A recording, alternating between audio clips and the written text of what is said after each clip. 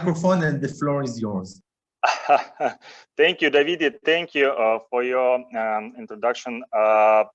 Really, when I heard the Hebrew, it's like a music. Unfortunately, I should continue in English. So I'm here just introduce the best speaker because we have not a lot of time. So I really would like that the audience get information, current information about the situation in Belarus and a little bit history, that because we have a lot of common in the history between Israel and Belarus, and I would like to introduce our first speaker, and here is already together with us, as I know, Ksenia Rudenko, and I would like to, hi, you are here, I see. And Ksenia, our first speaker, who would like to have a speech to our audience about history, about the political history and common history of Belarus and Israel. Ksenia, you are here? Yeah, hi, can you hear me? Ksenia, the floor is yours. We can continue. Thank you, thank you. Hello, Ksenia, and welcome. We are so happy to have you here with us. Hello, תודה רבה. First of all, I need to say that it's a big honor to speak to you today. I'm a bit nervous, I must admit, but I hope that it will go well. So my name is Ksenia. I'm Ola Hadasha, new immigrant to Israel from Belarus. So when I lived in Belarus, like all my life, I felt myself mostly connected to Israel because of my Jewish roots and Jewish traditions that we kept in our family. When I became a teenager, I started to work as madricha in Jewish agency, and that was a very long story. And later on, when I decided to study in Belarus and entered the university, my hobby was to lead Jewish tours in Minsk, in the capital of Belarus. So I met many Israelis who were coming and accomplishing their dream that you have, Davidi, coming to Belarus and see their roots, find the places, walk on the streets where their grandparents were born. And I was leading them on their journey, on their tour to former Jewish life in Belarus, and also discussing with them the actual Jewish life that we have in Belarus now. So since I moved to Israel 2 years ago, I feel a lot of connection to Belarus. So it goes on the contrast. I'm really happy to introduce you some facts about the history of Jewish Belarus. So let's start. Usually when I'm speaking to Israelis and starting to talk with them about Belarus, I'm asking them, what's the most common joke about Israel and Belarus? So if someone knows, you can answer. No? Okay, so the most common joke is that Belarus gave more politicians to Israel than to Belarus itself.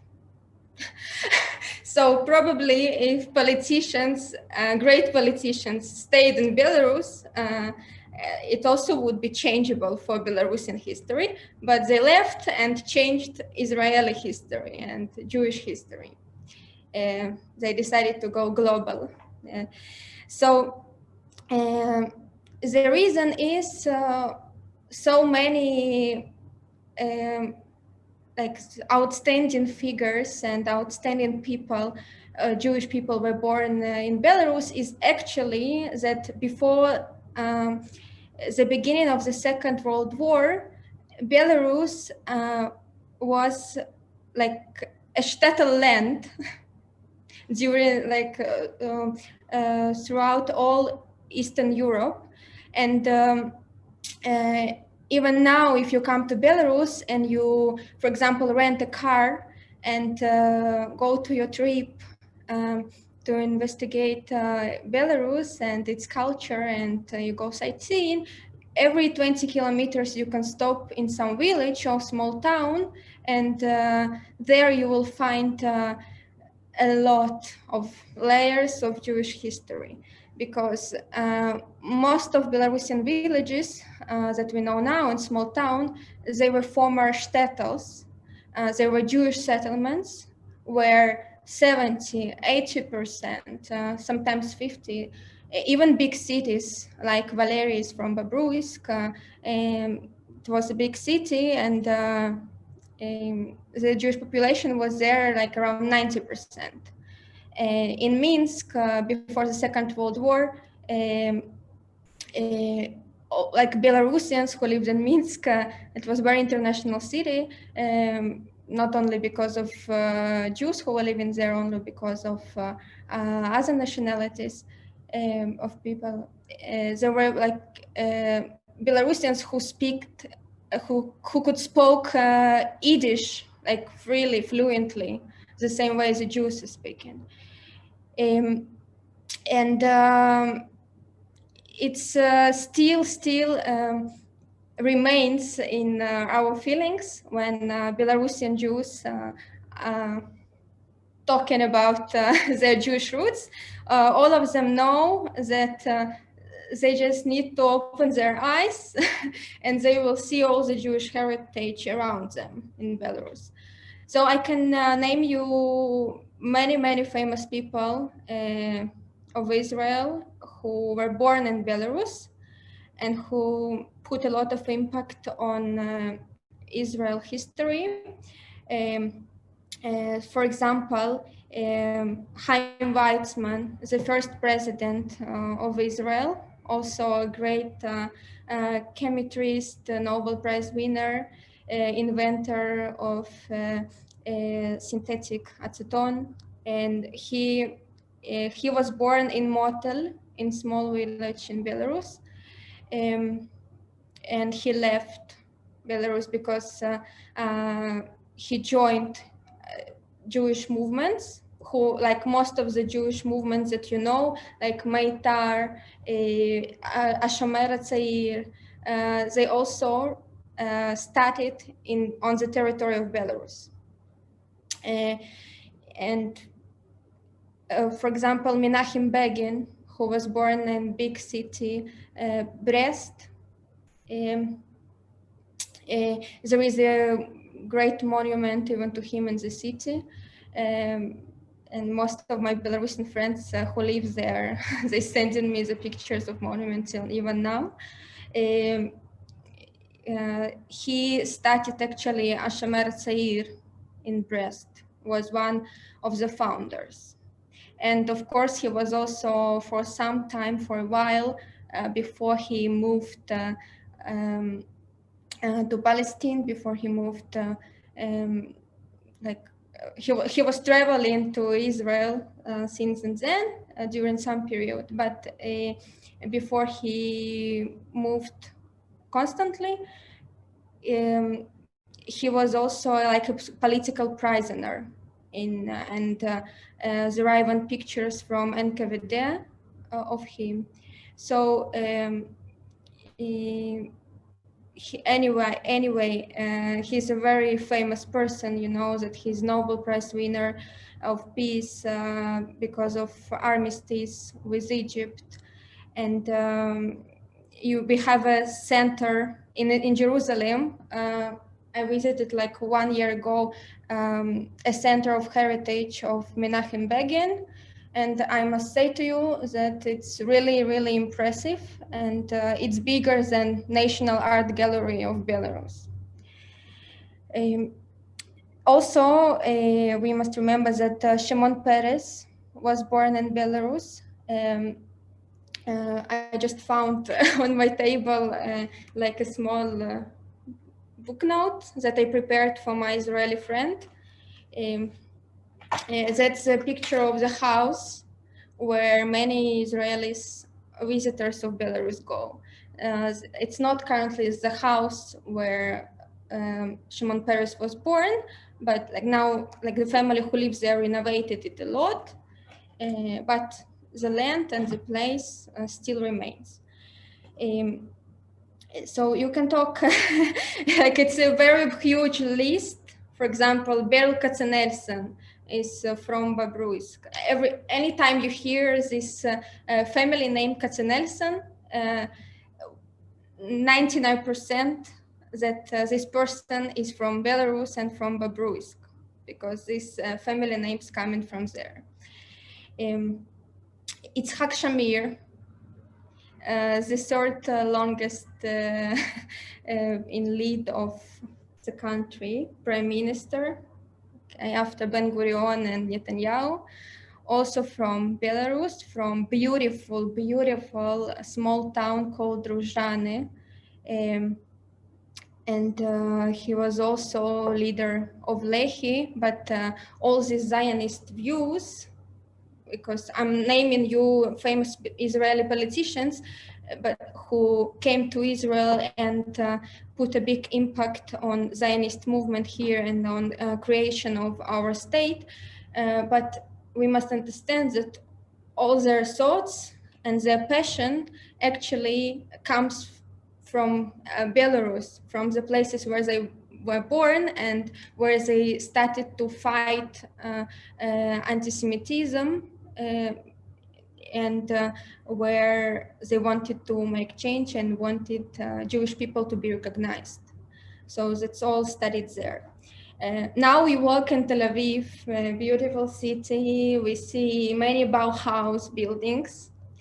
And you know that the starters of movement of Bauhaus school, of course, in Germany, but constructivism, it's the style in design that was born even before Bauhaus school in Germany. Was invented in my town, in my homeland, Vitebsk. And for example, El Lisitsky, who was working together with Malevich, he created the most influential templates of graphic design for the all 20th century, which further influenced the architecture style all over the world.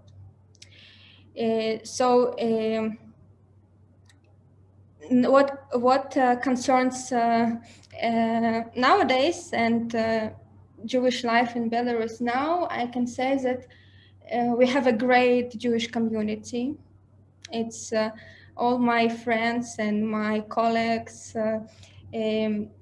We have at least, like most of big cities have synagogue with rabbi, and in Minsk we have 3 synagogues, and we have 10-15 Jewish organizations working there, and we have very active Jewish youth, very active young people who do in Jewish festivals of culture, not only for Jewish people, but also for Belarusians, because if Jews doing something loud in the city, everyone knows about it.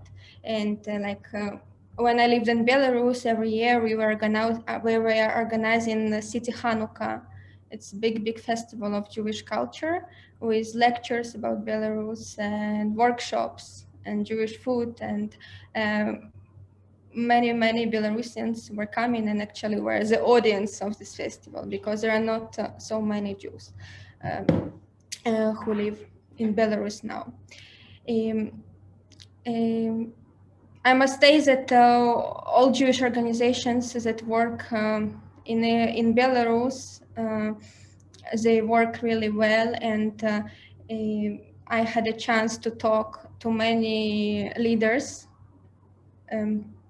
like people who serve in embassy, people who like were my executives, and who were my bosses in the Jewish Agency of Israel, and all of them say that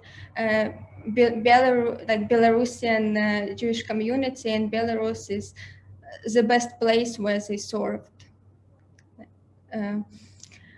So I'm pretty sad about the situation in Belarus now, and I really wish that something will change and in better way. I really feel that my parents who still live in Belarus and my friends, they deserve better future, the future that they can choose. And I hope that now you understand better how important Belarus is throughout Jewish history and Israel history. Ksenia, thank you for your speech. It's very sensitive, and it's very important what you're talking about our common history. And now this moment together with us on the line, Anatoly Kotov, it's ex-member of office of the President of the Republic of Belarus and ex-General Secretary of the National Olympic Committee of Belarus. Anatoly, are you with us?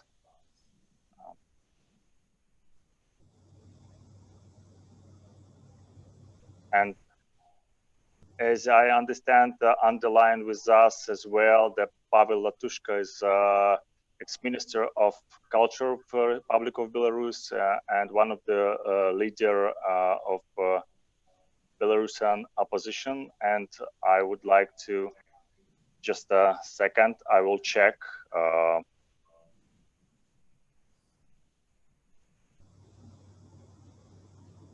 Maybe I can ask Ksenia a question until... Yeah. Okay, of course.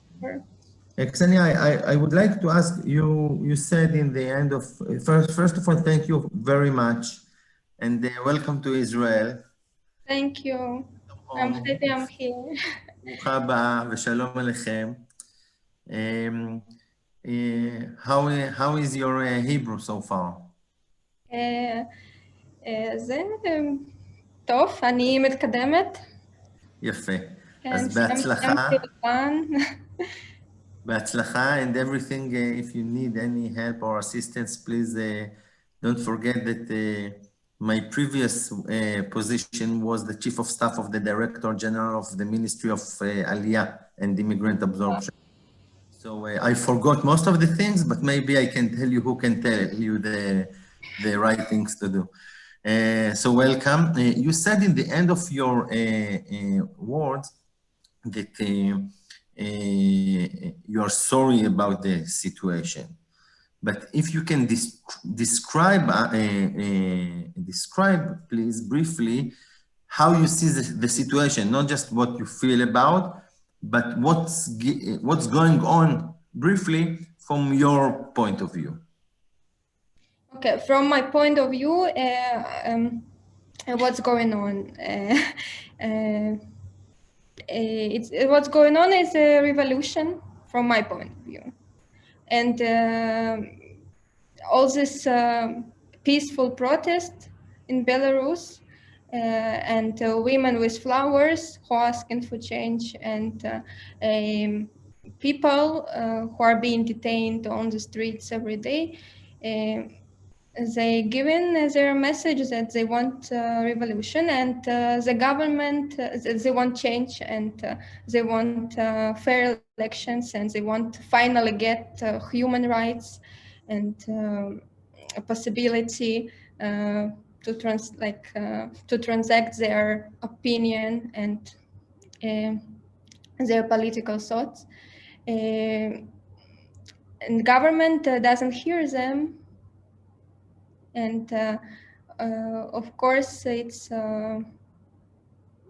like it's really, I'm really sorry for the situation, because Belarus always associated to everyone in the world and to all foreigners and to all people who grew up and were born in Belarus as a peaceful country, as a country of generous people, and a country like of stability also. But we never realized, maybe before these elections, that the stability that we lived in, it's it's not working for people. This stability, it's working for someone else either than for people. So you just had the elections recently. yes. So from your point of view, the elections were not honest? Yes, it were totally fake elections, and you can see it from the national platform that was launched before the elections, and all people who were going to elections were able to download this soft and leave their vote there. So it was like alternative platform for counting voices, and it says about big falsifications. Okay, we have another question. If it's okay with you, Valerie, we have a question from the audience. Maybe I check if Pavel Latushka with us or Mr. Kotov. Okay. Yeah, so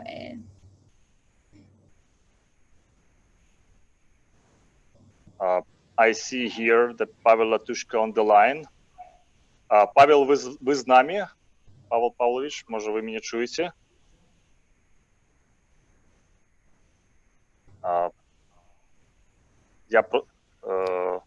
Я бачу Павла на сувязі, але не чую.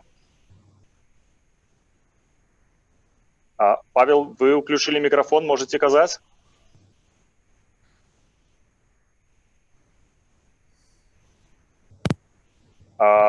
Так, Валентина, але ми не чуем нікого з вашого боку.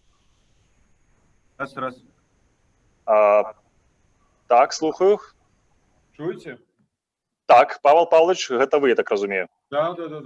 А ви бачите? Цудоўна, вось зараз вас чуваць, калі ласка, я вас ужо прадставіў, тады можам нейкім чынам увесці вас у дыскусію для таго, каб вы хвілін 10 нам распавялі пра ситуацию у Беларусі. Як вы готовы? In English, yes? Так, я вас зараз яшчэ раз тады прадстаўлю, хаця можна ўжо і... Okay, dear ladies and gentlemen, one more time I would like to introduce Pavel Latushka, ex-Minister of Culture of the Republic of Belarus and ambassador in France and Poland, and as well one of the leader of Belarusian opposition. So, Pavel, the floor is yours. Thank you so much, my dear colleagues. It's a great honor for me to present the position of the Coordination Council. I will pass the floor to my colleague Anatoly Kotov, who helped me and sister on, and he will read my statement, and later I will be ready to answer all of your questions, because I'm very sorry, it's a lot of tasks to fulfill now. So he will present my statement, and later I will be back and will answer all your questions. Okay?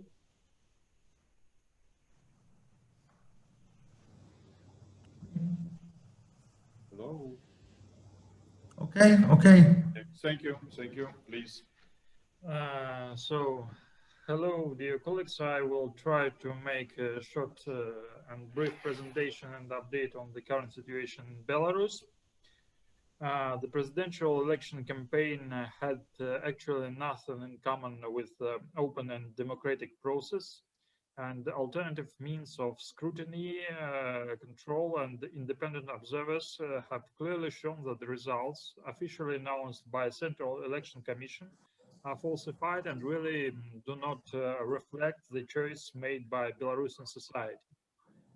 As Ksenia said, peaceful protesters are constantly being brutally suppressed by the authorities since the 9th of August of this year. And these actions actually are not going to stop. This is not only about arrests and harsh, brutal detentions and beatings of peaceful demonstrators. Since 9th of August, we have more than 14,000 citizens who have learned firsthand what the gentle treatment of Belarusian Amon looks like. More than 450 people were subject to inhuman tortures. There are more than 1,800 applications to start investigations against policemen and special forces representatives who have used excessive violence. At least there are 6 persons killed by police, and some people are still missing. Hundreds of people have to go abroad for medical rehabilitation and medical treatment. There are, for the first time in history, refugees from Belarus. Now we have more than 1,000 refugees in Lithuania and Poland, and this number, unfortunately, is constantly growing. There are also arrests on fabricated cases of leaders of strike movement, active participants of peaceful demonstrations, and also members of Coordination Council. Half of the presidency of the Coordination Council now is abroad, half is in jail. Also, representatives of business community who provided support to civil society are also facing criminal and administrative cases on just fake grounds. There is no more any signs of rule of law in our country.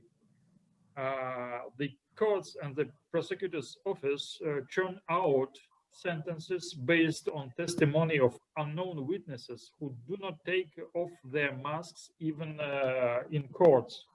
And all these actions actually in public opinion are being compared to fascist crimes against humanity during Second World War.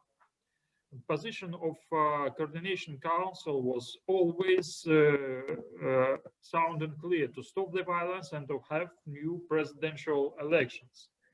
We called on the European Union, Great Britain, US, Canada, Russia to take a clear position on recognizing Lukashenko as illegitimate, and our Western partners have heard Belarusian society. Seeking for diplomatic solution of our crisis, we suggest creating of international group of mediators consisting of high representatives from Austria, Germany, Britain, Lithuania, France, Poland, Russia, USA, supported by OSCE. And this idea was supported by President of France, Macron, who yesterday had met Svetlana Tikhanovskaya and confirmed his commitment to the solution of Belarusian political and social crisis. Of course, due to ages of common history, as Ksenia explained, we have special expectations from Israeli side. We're waiting for strong position of state of Israel on the things what on the situation in Belarus. Official authorities a couple of weeks ago artificially created humanitarian crisis on Belarusian-Ukrainian border. They knew well,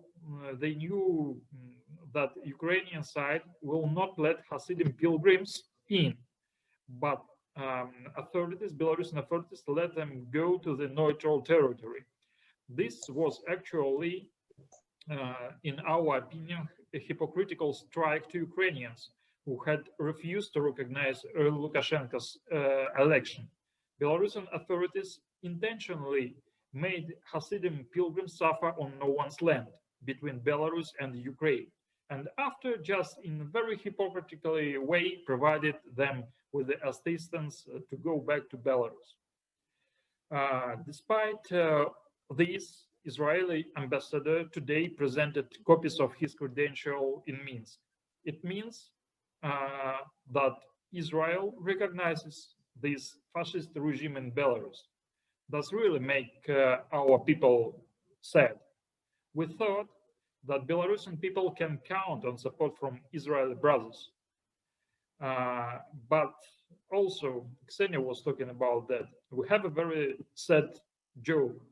Israel has had more presidents with Belarusian roots than Belarus has until now.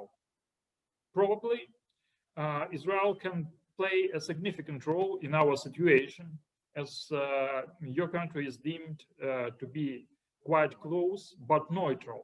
You're not pro-EU country, you are not pro-Russian. You know perfectly well how to be pro-Israeli. So just help us to become pro-Belarusian ones. Belarus and Belarusian people deserve a better future, and we really need your support. Only strong international pressure and rapid response can help us to find a peaceful solution. Time is ticking away, and actually, thank you for your attention. I ask Pavel to join me again for Q&A session. Thank you, Mr. Kotov. I would like to ask our Israeli friend, maybe you have some questions and would like to know more what happened in Belarus. Davidi?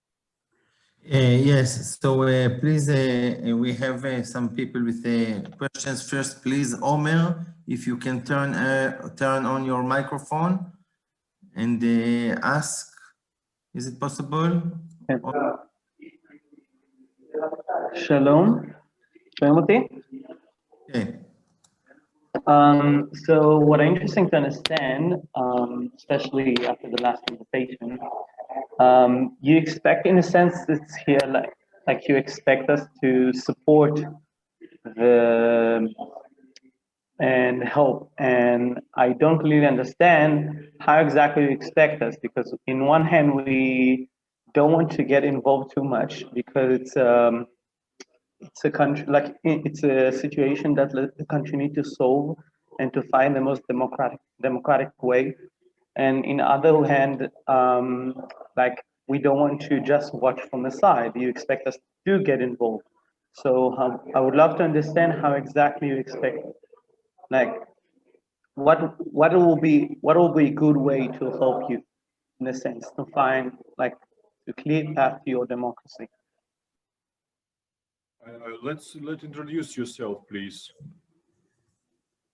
Oh, so my name is Omer Hajbi. I'm a student of political science and history here in Israel. I'm finishing my bachelor's right now. And that's it pretty much. I would like, thank you, Omer, for your question. I would like to ask our speakers, if possible, to turn on your camera. It will be easier to our audience to follow you. If not, it's also okay. But if it's possible, we will appreciate it. Okay. No?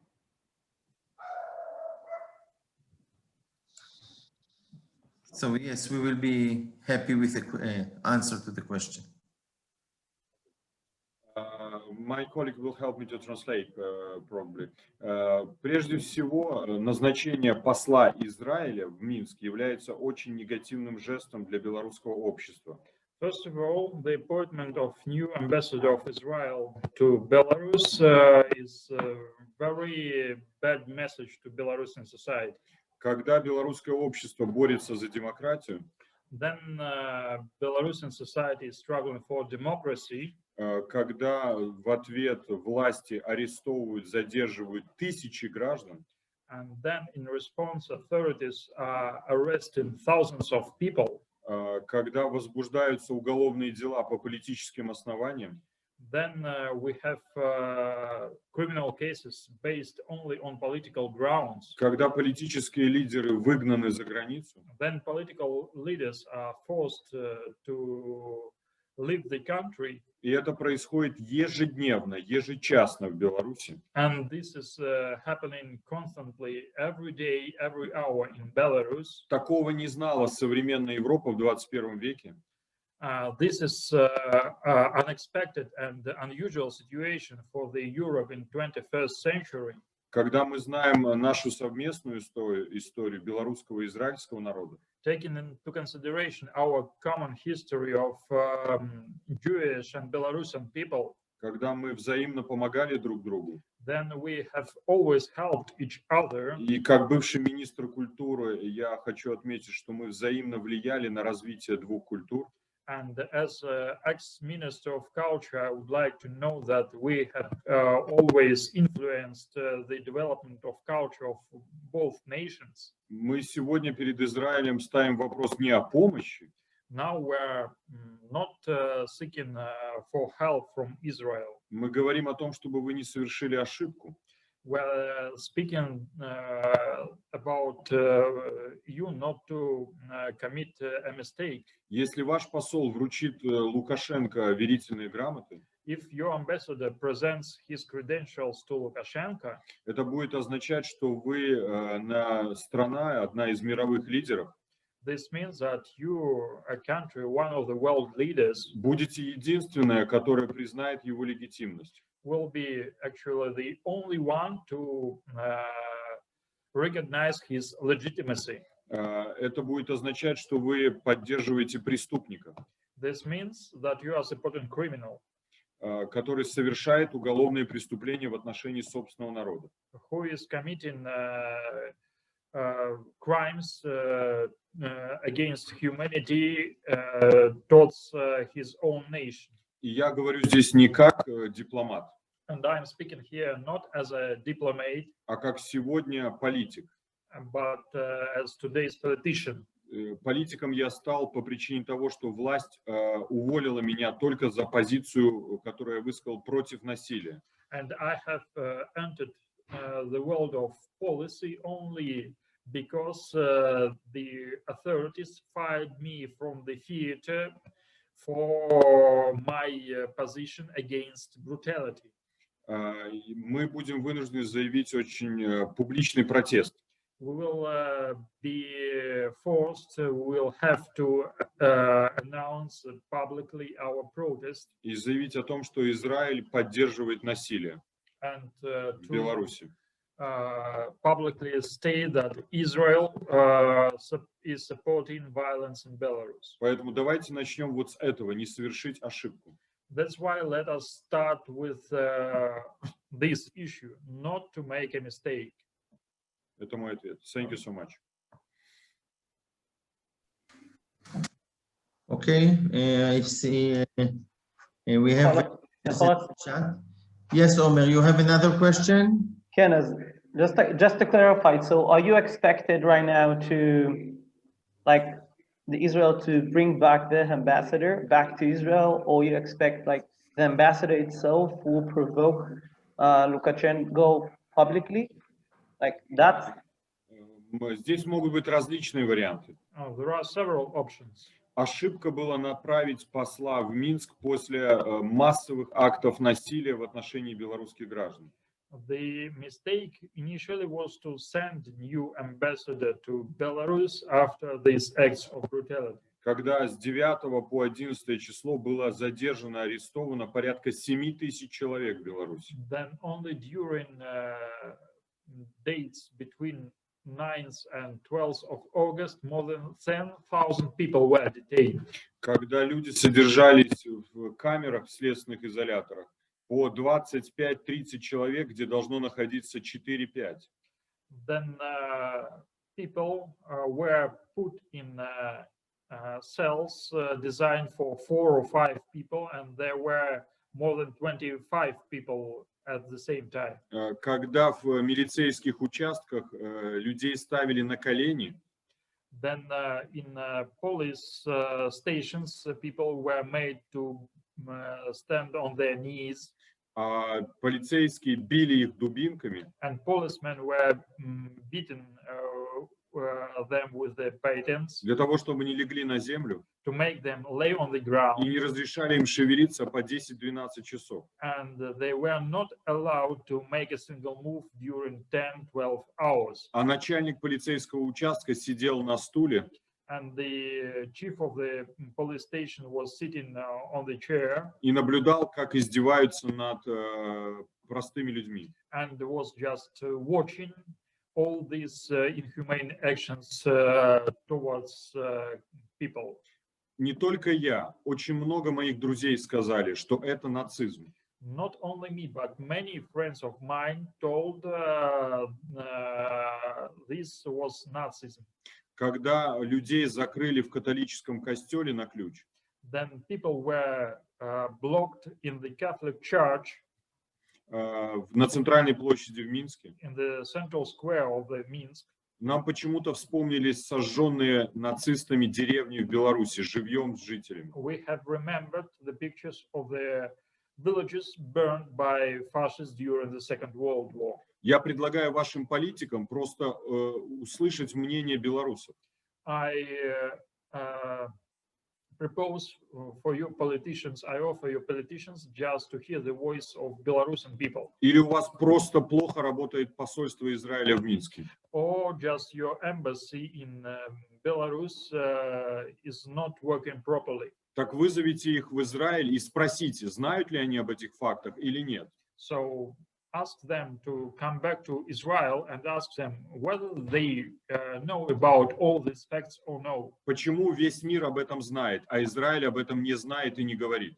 Why all the world knows about that, but Israel doesn't know anything and doesn't speak about this situation. Белорусское общество сравнивает это с нацизмом. Это факт. Belarusian society constantly compares the situation to the fascism and Nazi actions. This is Потому что в ходе Второй мировой войны погиб каждый третий белорус. Because during the Second World War, each third Belarusian citizen was perished. Так что первое – это ошибка на направление посла. So the very first mistake is to appoint new ambassador. Второе – можно отозвать этого посла сегодня. So the first option is to call this ambassador back to Israel. На консультации. For the consultations. Консультации как посол со стажем 13 лет могут длиться несколько месяцев, год. And as an ambassador with great experience, I can say that these such consultations can last for months or even years. Vторой вариант, он не вручает грамоты верительные президенту. Second option is that he doesn't present his credentials to the president. Но здесь вы поставите в очень плохое положение своего посла.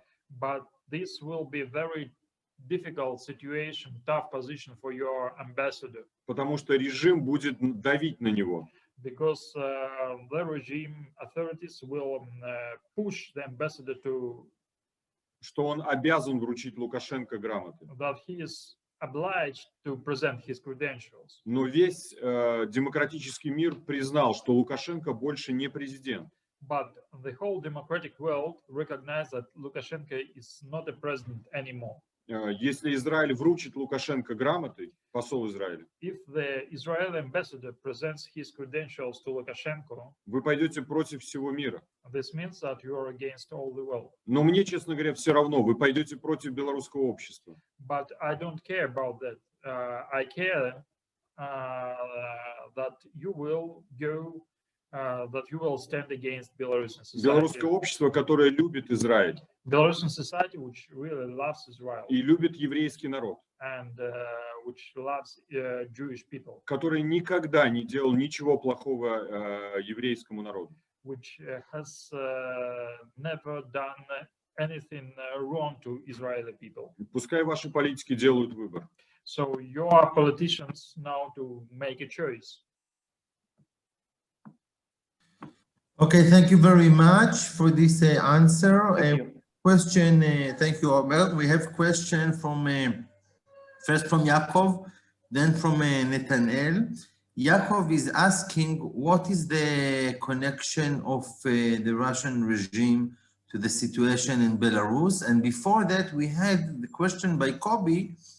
He's asking about you.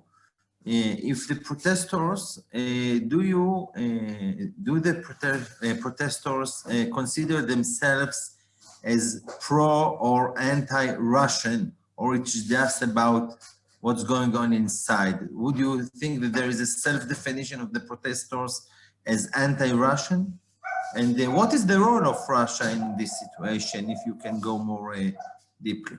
Thank you. У нас пробелорусская позиция. We have pro-Belarusian position. Она не против России, не против Европейского Союза. It's not against Russia or European Union. Мы не хотим дружить с Россией против Европы. We don't want to make to be friends with Russia against Europe. И мы не хотим дружить с Европой против России. No, we want to have friendship with Europe against Russia. Как политик для нас очень выгодно иметь хорошие отношения с Россией. As a politician, I assure you that it's in our interest to have good relations with Russia. Это главный торговый партнер. This is our main trade partner. У нас много межчеловеческих контактов. We have many contacts just between common people. Но, к сожалению, Кремль поддерживает контакты только с Лукашенко. But unfortunately, Kremlin keeps contacts only with Lukashenko. И только благодаря этим контактам Лукашенко еще исполняет свою власть. And only because of such support, Lukashenko is still in power. Если бы Кремль начал говорить с обществом, if Kremlin started to talk to society, сегодня бы уже были новые выборы в Беларуси. We would have had the new elections in Belarus. Поэтому мы ведем активный диалог с Кремлем. That's why we are providing very intensive dialogue to Kremlin. Для того, чтобы убедить, что позиция России должна быть пробелорусской или в интересах белорусского общества. In order to convince Russian side that they should act also in Belarusian interest. Большинство белорусов хорошо относятся к России. Most of Belarusians they have a good attitude to Russia. Но этот имидж ухудшается. But this image is being deteriorated now. Потому что Кремль до сих пор не слышит белорусского общества. Because until now, Kremlin doesn't want to hear the society. Okay, thank you very much. We have question from Nathaniel. Nathaniel, if you can turn on your microphone and ask, or by the chat. Yes, so thank you first. My name is Nathaniel, and I am an ex-lieutenant in the Israeli army. I would like to ask you, will Belarus, under a new democratic regime, stop or change its connections to the Islamic Republic of Iran that Belarus had under the Lukashenko regime? Я не готов это обсуждать сегодня. I'm not ready to answer this question today. Не потому, что я пытаюсь уйти от этого вопроса. Not because I'm trying to to fly away this question. Координационный совет имеет целью Coordination Council has a pretty clear goal. Создать платформу, To create a platform and conditions. Для того, чтобы в Беларуси состоялись демократические выборы. In order, Belarus will have democratic elections. Когда в этом процессе будут участвовать разные политики и политические силы. Then in these elections there will be a chance to participate for different political parties. И они будут идти со своей политической и внешнеполитической программой. And they will present their own policy, also foreign policy. И этот вопрос необходимо адресовать именно будущим политикам, которые будут управлять Беларусью. And this question should be really addressed to those future politicians who will take the power in Belarus.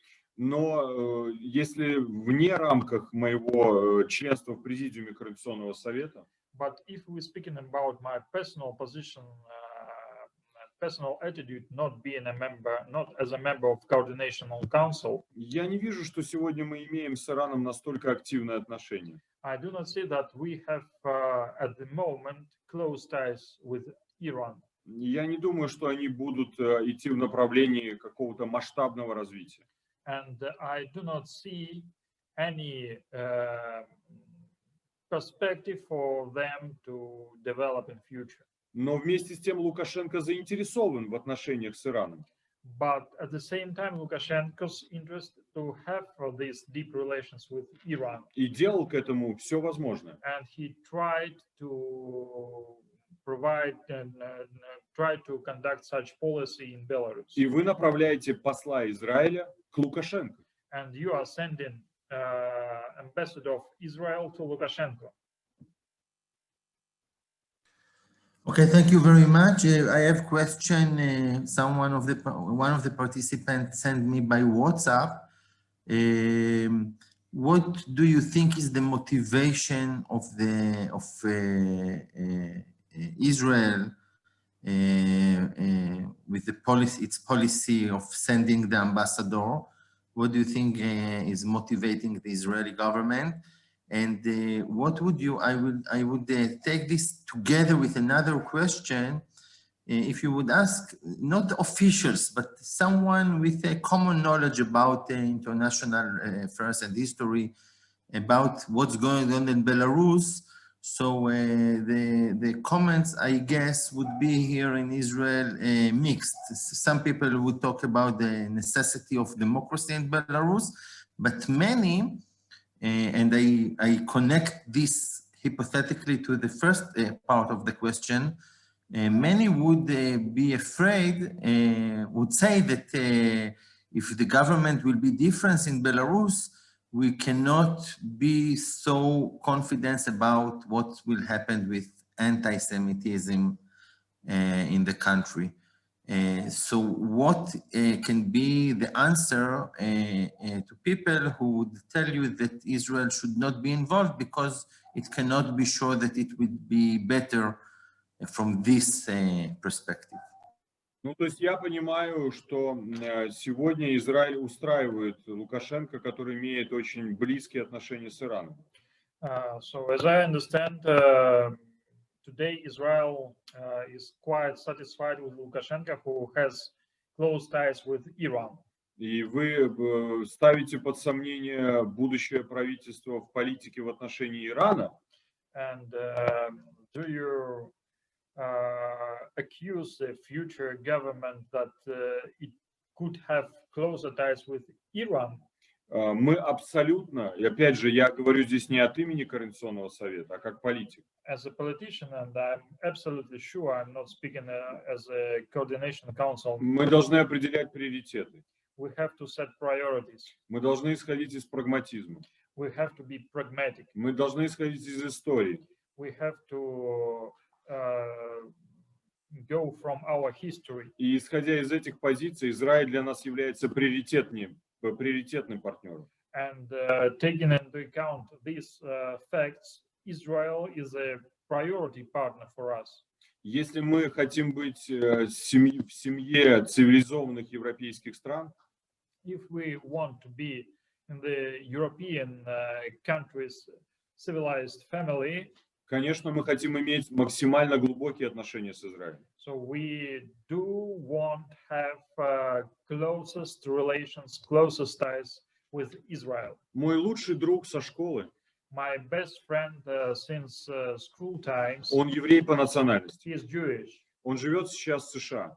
He is living now in United States. Мы сидели с ним за одной партой. We've been sitting at one table together in school. И он меня приехал в Минск и недавно спросил. And he visited Minsk some time ago, and he asked me. Тебе не было проблем из-за того, что ты дружил с евреем? Did you experience some problems in the past that you have a Jewish friend? Мой ответ был вопрос. Instead to answer, I asked him a question. А почему у меня должны были быть проблемы? Why should I have had some problems? Я горжусь тем, что мой лучший друг еврей. I'm proud that the best friends of mine is Jewish. И мы год назад дали с ним несколько очень обширных интервью в белорусских СМИ. And a year ago, we have organized very detailed interviews in Belarusian media. Два, белорус и еврей. Two, Belarus and Jewish. Я гражданин Беларуси, он гражданин США. I'm a citizen of Belarus and he is citizen of the United States. Почему вы назначили посла? Why have you appointed the ambassador? Я думаю, что это ошибка. I think that it was just a mistake. Ошибка ваших политиков. The mistake of your politicians. Потому что они основывались, наверное, на непроверенной, неправдивой информации ваших дипломатов из Минска. Because they probably took this decision on the grounds on not exact information from your embassy. Сейчас решающий момент для Беларуси. Now it's a crucial moment for Belarus. И для нас важна поддержка израильского общества и израильских политиков. And we really count on Israeli politicians and Israeli society support. Thank you very much. If it's possible to ask another question, do you have? Maybe we have no time more. Thank you so much. Yeah. I would like to thanks to Anatoly Kotov, ex-member of the Belarus President Office and ex-General Secretary of the National Committee, Olympic Committee, and as well Pavel Atushka, who was a speaker at the moment, ex-Minister of Culture, ex-Ambassador in France and Poland, and now member of the board of the Coordination Council of Belarus. Pavel Pavlovich, дякую вам. Thank you so much.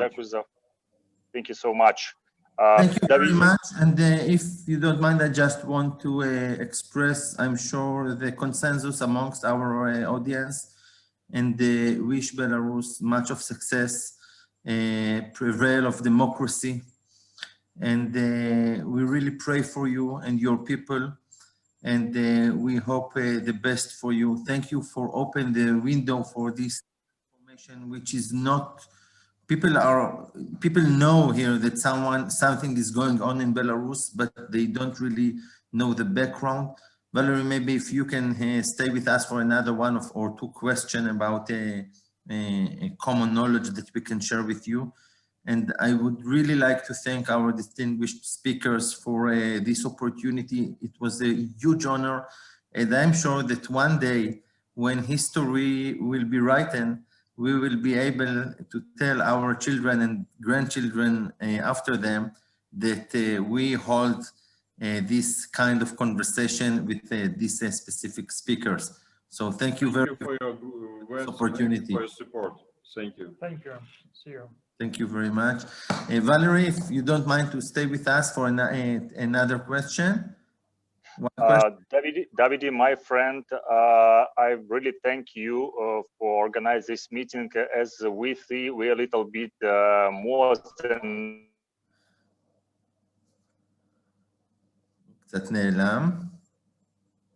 time we plan. So we have next. It's not like. Did you hear me? Okay. Yes, yes. So I hope it's not the last meeting, and I really thanks for the opportunity, and really thanks to audience for really hot, interesting questions. I really proud to know you personally, Davide, and I really thanks to Ksenia about the so sensitive speech. About our common history, and that it's really important to know about each other, about our countries and societies. So I hope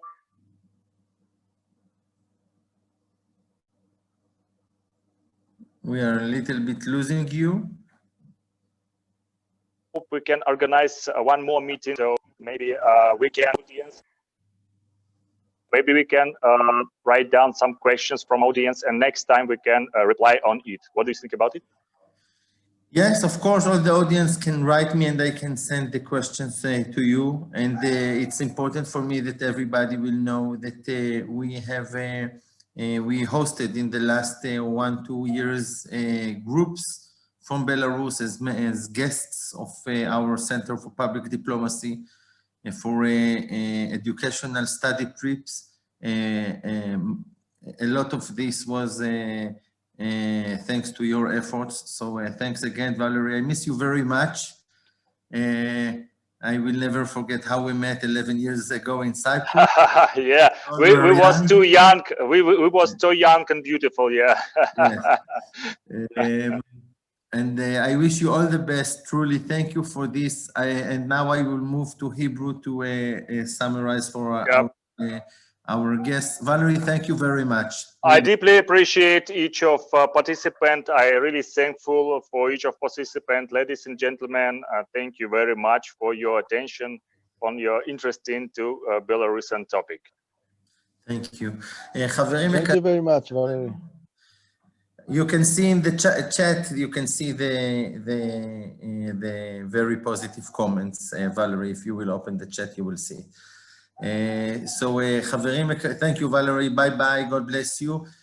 חברים יקרים, תודה רבה לכם. בהחלט מעניין. אני תמיד משתדל וגם פה להיות זהיר, ותמיד לזכור שיש, לממשלות ישראל לדורותיהן יש על מה, בואו נאמר, להסתמך במדיניות שלהן, והמצב, צריך לזכור, הוא לא כל כך פשוט. אנחנו צריכים לזכור, אני כרגע מראה את המורכבות, כן? לא מביע עמדה. אנחנו צריכים לזכור שיש לנו איראנים על הגדר, בגבול הסורי, והאזור הזה, כשאנחנו בעצם מונעים את ההתבססות של איראן בסוריה, זה הרבה בזכות בואו נאמר, היד החופשית, או ההתעלמות, או הסבת המבט הצידה מצד הרוסים, באיזשהו מה שיכול להיות זהות אינטרסים של אי רצון לראות את איראן מתבססת שם. מצד שני, אני העליתי את זה בעדינות, יש חששות כנים בקרב חלקים לא מבוטלים בישראל, שיכול להיות שדווקא משטר שהוא פחות שאולי לא יהיה פרו-רוסי, אבל שיהיו בו פסים לאומניים, לא ברור איך זה ישפיע. אני עוד פעם לא מביע עמדה, אני רק מציין שיש עמדה כזאת. מי החברים האישיים שלי אתם ראיתם, אבל אני מאוד מאוד נזהר פה, ובהחלט היה פה, אני מודה לכל מי שמודה בצ'אט ובוואטסאפ על ההזדמנות הזאת, זה באמת היה, ככה עשינו החלפות עם המפגשים הבינלאומיים שעוד יהיו. אנחנו לא נעשה עוד מפגש היום, כי מלכתחילה חששנו שמה תהיינה בעיות עם המפגש הראשון, ונצטרך להתחיל את הדחייה. אתם צריכים להבין ששמה זה לא מדובר בהפגנות כמו פה. שם מדובר על, יש ממש חשש אמיתי, ולא רק סיסמאות שמבחינת חירות של אנשים והביטחון שלהם, ואנחנו רצינו להיות ערוכים גם לאפשרות שאנחנו נצטרך, שיהיו לנו דחיות, מכל מיני שיקולים, ולכן השארנו את הזמן הזה פתוח. כמובן שבסופה של התוכנית הכל יתקזז ויתווסף. אני כבר די יודע איך, אבל אתם מכירים אותי, אני אוהב להפתיע אתכם בהפתעות טובות.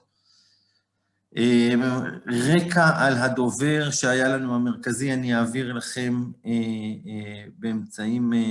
באמצעות האתר. אני לא מסכם, אני רואה שאלה משיר, אני לא מסכם, אנחנו נעלה גם את זה לקראת סוף הקורס לאתר. החלטנו להעלות את הכל בצורה מרוכזת, כדי שיהיה לנו מעקב מי מכם נכנס וכו', לא אלאה אתכם בעניינים טכניים. ואתם תקבלו גם רקע יותר מפורט לגבי הדובר.